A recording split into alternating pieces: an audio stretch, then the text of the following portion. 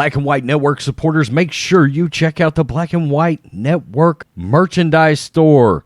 Link in the description. Use promo code USA First, all one word. USA First, all one word. 25% off now. I'm back. Rudrance for Black and White Network. We're going to talk about the radical area known as Seattle. And they're having a major fallout when it comes to the fact that police are quitting at an alarming rate. I mean, who could blame them? We're talking about law enforcement in a radically democratic socialist area. I mean, who could forget Jenny Durkin, the mayor, funded by George Soros, by the way, saying, oh, this is going to be the summer of love, as the Chaz Zone was set up, and there was all kinds of heinous criminal activity that was spawned out of that.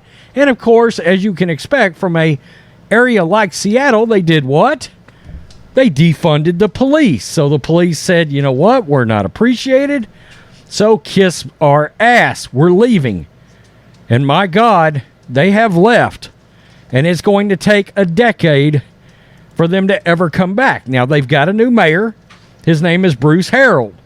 And if you look at his actual, if you look at his bio, he is... We'll just take a look here. He is concerned with things like, oh, well, let's introduce him.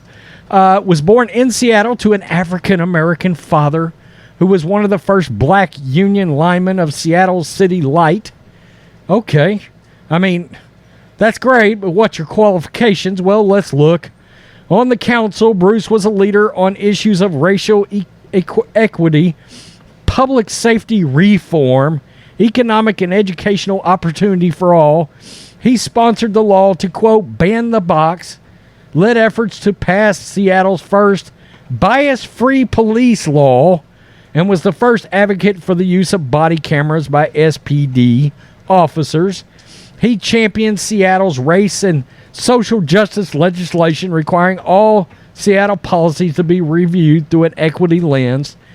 So, look, I'm just going to judge and wager a guess, but that sounds like that he's not exactly back in the blue, if you know what I'm saying, okay? He's a radical progressive leftist.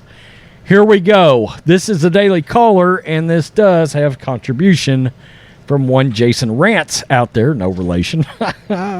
We're screwed. Seattle hemorrhages police officers amid massive crime spike, and these numbers are unbelievable. The liberal city of Seattle is losing police officers amid a major spike in crime. 770 KTTH reported, quote, we're screwed. Former King County Sheriff John Urquhart said, according to 770 KTTH, in total, 122 officers have left the Seattle Police Department in 2022. That includes 6 that left in August. 770 reported, citing a police source. Since the city council voted to defund the police department in 2020, nearly 500 police officers have left the force. The city experienced 11 homicides in August, the deadliest single month on record, which goes back to 2008, according to the Seattle Times. Quote, there has been a mass exodus of policing. Who could blame them? The profession itself is almost on its last breath.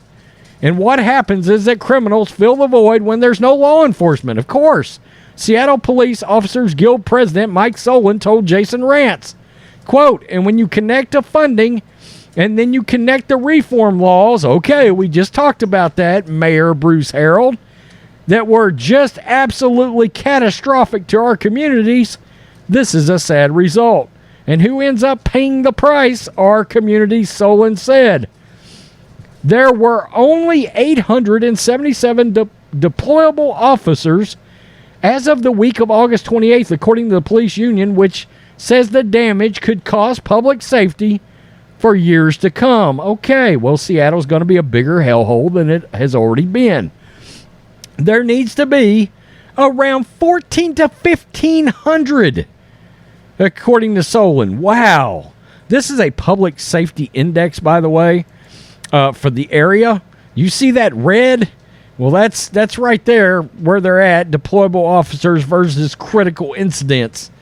Yikes. My God. Quote, it's going to take at least a decade at minimum to get to the level of 14 to 1,500 people at minimum. Yeah, but who's going to join the force? These officers are leaving because they're unappreciated and realize that nobody's going to back them. So they're leaving. Who the hell's going to step up? I mean, really, let's think about that. If I'm a police officer, I'll be like, I want to continue to be in law enforcement. I'm moving to a red state at record speed, like you've seen so many officers do, moving here to Texas and down to Ron DeSantis' Florida.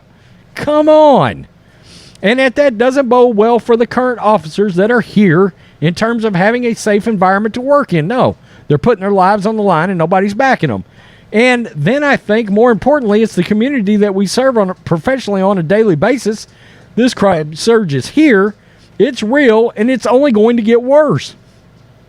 On top of leaving the force already, there's 350 officers that will qualify for retirement at the end of the year, according to 770. In the meantime, the police union is working to get officers contracts because they're currently working without them. Quote, signing a contract would be retaining your current people, which would then entice laterals or new recruits to come in because you have a fair wage that was up to today's standards. The other option is you don't have anything and you lose. It would decimate this department, and I don't know how the city moves forward. Wow. The Seattle Police Department didn't immediately respond to the Daily Caller's News Foundation request for comment. And look, I mean, what is the police, what's the police department going to say? This is a total train wreck. Our leadership doesn't back us. They don't give a shit about the police. They don't care about the citizens. And I'm looking at you, citizens, because you keep voting people in like Jenny Durkin and like Bruce Harold up in Seattle. I mean, it's absolutely crazy. And somewhere in the background, no doubt, there's a Soros in the woodpile. I mean, come on. It's unbelievable. I've never seen citizens not want to be protected by law enforcement in all my life. I mean, you literally have your heads up your asses, and everything's going to be fine until you're sauntering out of a grocery store one day, and some dude pulls up, you're getting ready to get in your Mercedes, guy grabs the door, you turn around, boom, he pops one in your chest and gets in your Mercedes and drives off. Well, hate to say it, but for lack of a better way of putting it, you sort of pulled your own trigger now, didn't you? When you support politicians that support things like defunding the police, what do you think's going to happen? You're the ones that pay the price. Now, I'm going to say something here. And a lot of people, I don't know if they realize this is going on. Oregon has a Republican running for governor right now that's got a chance to win that race. Okay? And take a radically left progressive state and flip it red. It's actually up for grabs. A place that I wouldn't think would possibly be up for grabs is actually in play right now for Republicans. It's pretty unbelievable. Seattle, I mean, this is the same thing in these states as I was talking about with Illinois earlier. Okay, in Oregon, in Seattle, once you get outside of the urban areas, hell, it's Trump supporters. It's the same way outside of the urban areas in California. You know, a lot of people don't realize California's got a massive, farm and ranch community, maybe the biggest in the entire country. Those people bleed red in the voting booths, but the radicals in the urban areas are screwing them to tears. I mean, it's crazy as hell. I mean, how many officers? It's going to take 10 years to get back up to the numbers they need to be at. And honestly, it's going to take longer because where are they supposed to get these officers from? Who are these officers that are going to want to stay in Seattle, in state? And then who are going to be the new recruits? Are they going to be so desperate for a job in that area that they're going to go ahead and put in for the force? Oh, I'm sorry, you roughed that guy up just a little too much. Let's prosecute your ass. Well, you know, he was running away and he was shooting at me at the same time. So, yeah, I sort of popped the cap in his ass. I mean, it's crazy. Criminals win, citizens lose, but the citizens are voting for the criminals to win. And the law enforcement and the cops are getting screwed in the process. Pretty unbelievable. Pretty unbelievable that that's so contrary to the way we think, like here in Texas and in places like Florida. And again, when you get outside of urban areas, that's so contrary to the common sense of the way most people think. That's just unbelievable. You know? I mean, there's no common sense whatsoever. They get in their liberal schools and universities and think, oh, my goodness, my professors filled me with all kinds of horse shit. So now I'm going to go out and try to ruin the real world. And then they're going to get to about 48 and they've got some kid that don't want to hit a lick. And they're going to wonder what happened. Well, you listened to your liberal professor one too many times now, didn't you? Tell me what you think, Black and White Network supporters. Hit subscribe. Peace. I'm out. Till next time.